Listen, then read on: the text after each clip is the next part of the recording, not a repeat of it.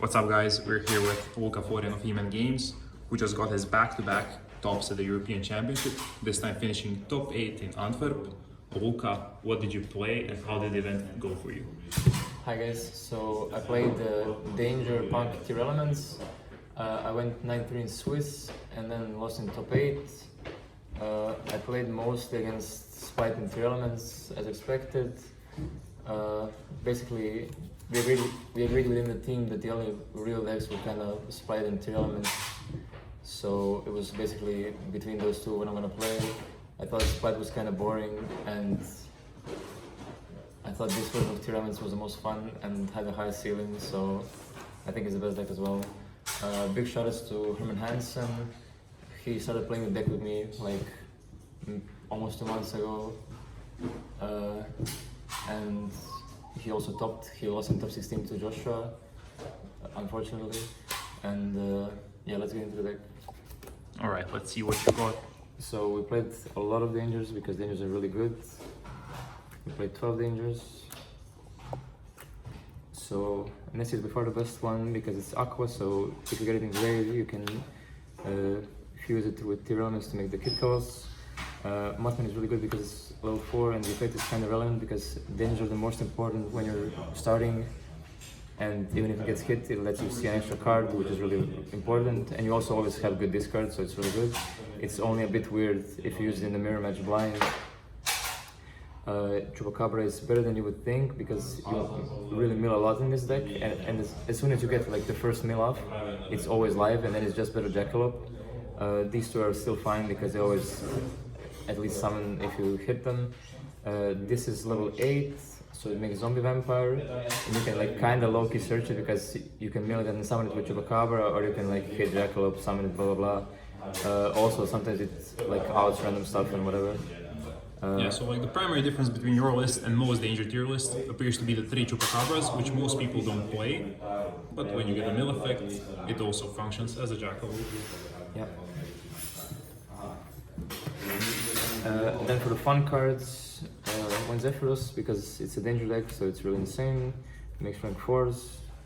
The Shooter because it can make Chaos Ruler, it can make rank 4s, it can make Curious, it's just free extender. Shadow Beast, it says draw 1. We don't play Winda, but it still says draw 1, it's too good not to play. On Gokipol, it says draw 1 good card, which is Danger Mothman. It searches a level 4 insect, so Mothman, also really good. And then one, I don't know why this card exists. It's so broken, you resolve it like 7 times. And then for the tier elements, 3 Shaylin, the good one, the one you actually want to open. 3 Heavenless, which is like sort of fine. You still kind of want to see it because it lets you play on your opponent's turn. 2 Meru, this is really shit, but you still need to see it because you like need to mill it. 1 Rhino Heart, you only need 1. You never want to draw it. You never want to normal summon it. You always want to search it with Kit Calls. Yeah, like 2 Field Spell. The Field Spell is really good going second, and going first you never really want to see 2. Your hands kind of need to be like fluid. You can't have like too many bricks in your hand. And we thought about playing 1 Terraforming, 1 Field, but sometimes you would mill the Field Spell and then draw into the Terraforming later, so it would be bad. But in theory, it could like thin your deck, so your mills would be better. But yeah, we were too scared, so we just played 2 Field.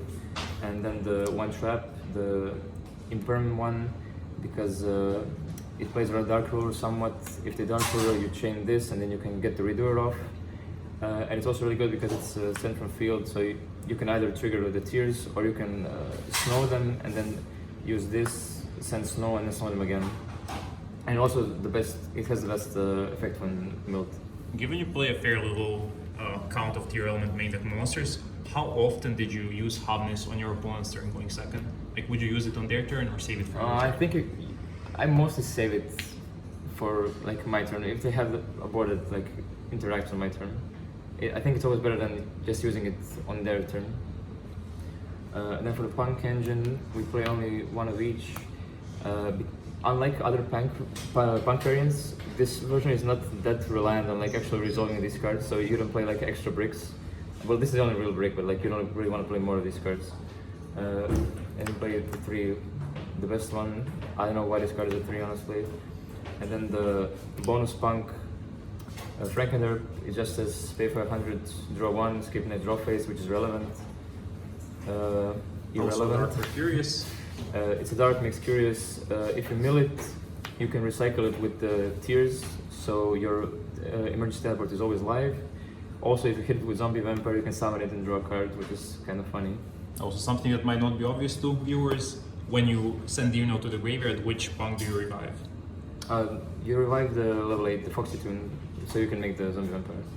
And then one instant fusion is just really insane. You make Kit, sometimes going second against mirror match, you can make Mud Dragon, which I'll talk about more later when I get to the extra deck. And then the last 3 cards are 3 Super Poly.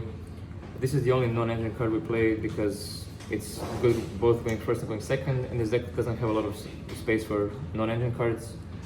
And yeah, this was just the best one to play. You can like somewhat consistently end on it going first. Like going second, it just like FTKs every deck basically. For the extra deck, we played 4 fusions. Only 1 kit because you don't need more. Or like 4 fusions may seem like not too many, but you kind of recycle all of them, and they're fine if you just play well.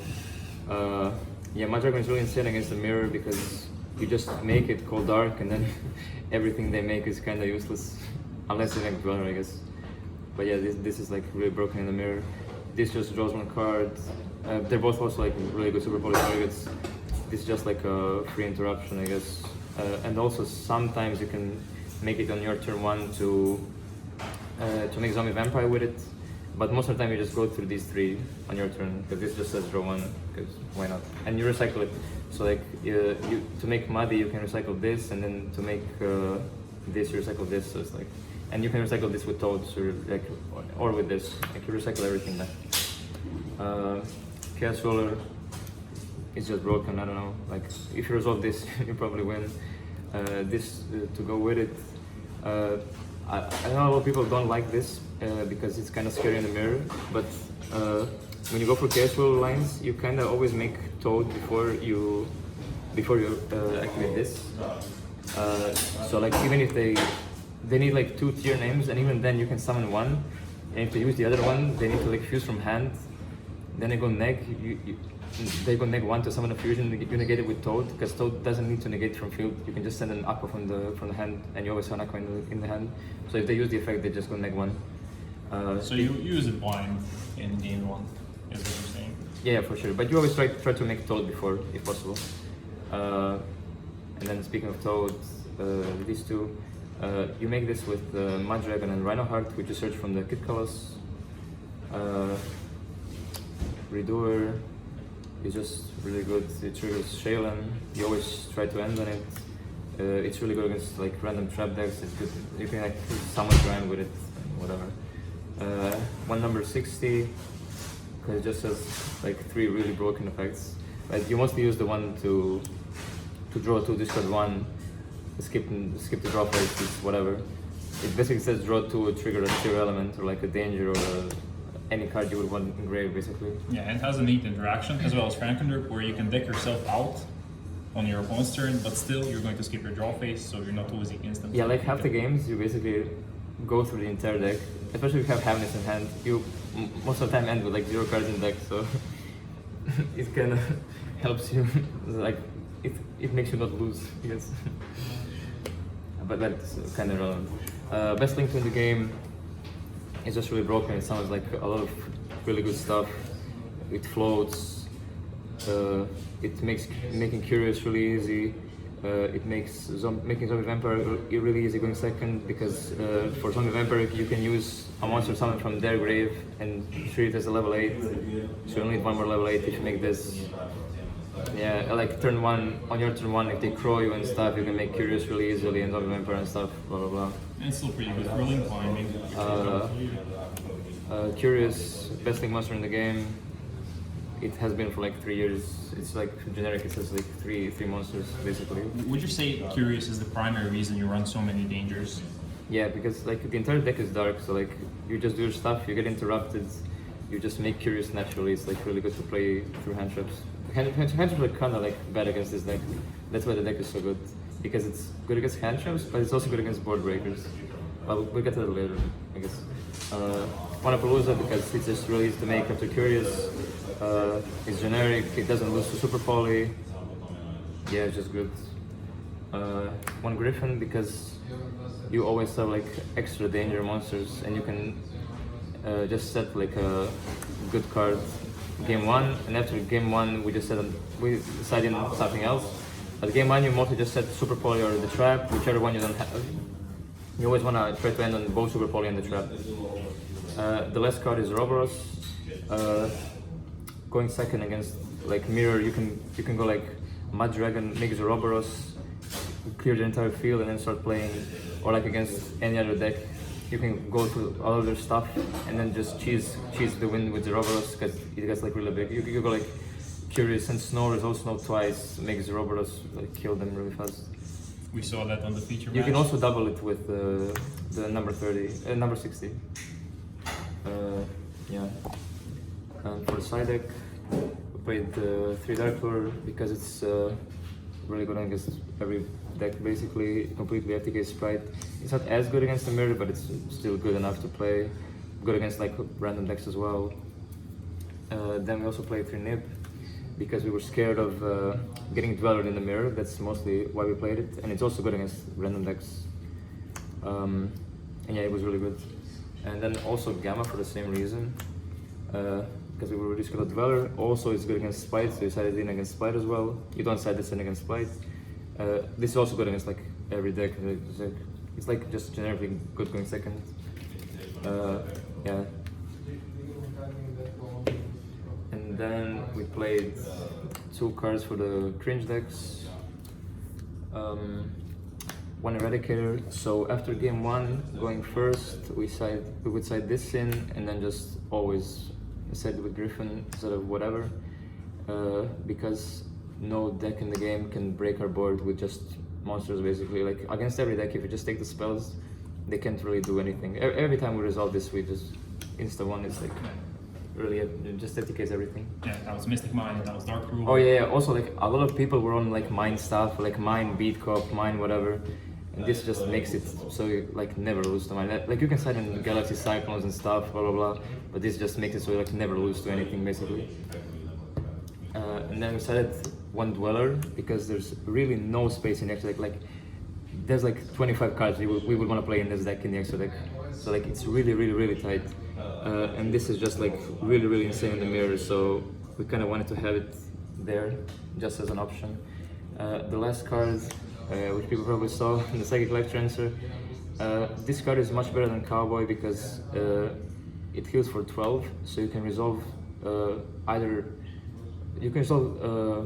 Zeamin, Derp, or like Zeamin, Zephyros, or just Instant Fusion, and still not lose because the deck like burns itself, so it's like really hard to play in time, like impossible basically. And also it can work under Dark Cover going second. That's why it's the best one. And you make it by making Dogaris summon Zeamin, and then Zeamin with level 4 makes this. Also, if you can make it earlier, you can reborn it with Dogaris and use it again if they interrupt it, but they never do because you can make Appaloosa Toad before you do it, and then yeah, it always resolves. Okay, so the deck as a whole looks like one of those freestyle combo decks that we know you love because you talked with them so many times in the past. So what does this deck end on? What makes it so strong going first? Okay, so basically what you do is you make opposing extra monster zone, Griffin, Toad, Redoer, and then you have like this under Redoer. You have Slowing Grave, Hamlet in hand, and these 2 set. This is like what you try to go for because you like mill your entire deck and you draw a lot, so like you kind of semi-consistently get to this basically. And this is like no deck in the game breaks this game 1. Like it's not possible. Yeah, so there's like nothing to Super Poly on the board because they're all different attributes, and you have a response to Dark Ruler with Sully, and yeah, it's just really hard. And then like they can never kill you, and you have infinite stuff. You have like Snowing Grave, you have a Chaos Ruler, you get to destroy it again. You always kill them on the next turn. You just make like a big Ouroboros and stuff. Like Redur comes back. This summons Versapelia, and then like yeah, Yeah, it's just impossible to win basically. Griffin also has the utility against like random cards like triple tactics talent and Salik gets to send Snow again. Yeah, just good against all the board breakers, and the deck is really hard to stop with hand trip. So yeah, I thought it was like by far the best deck to bring. Okay, so overall you're pretty happy with the deck. Would you say there's anything you would change after playing the event, perhaps in the extra or side deck? No, I think the deck was perfect for the event actually. I think it was the best deck in the room. I really felt like favored against every deck I played. Okay, do you have any shoutouts to give perhaps to end the profile? Yeah, shoutouts to the team, Human Games. Everyone worked really hard. I think we had good meta calls. A lot of us stopped, and all of our lists were like really good. I'm really happy. Shout out to everyone who traveled with me. Shout out to people who gave me cards, and yeah, that's it basically. Anything else you want to say to end the profile? Yeah, ban Mystic Mine, ban Shifter, ban Scythe. Yeah, that's it. Okay guys, that's it. Thank you, bye.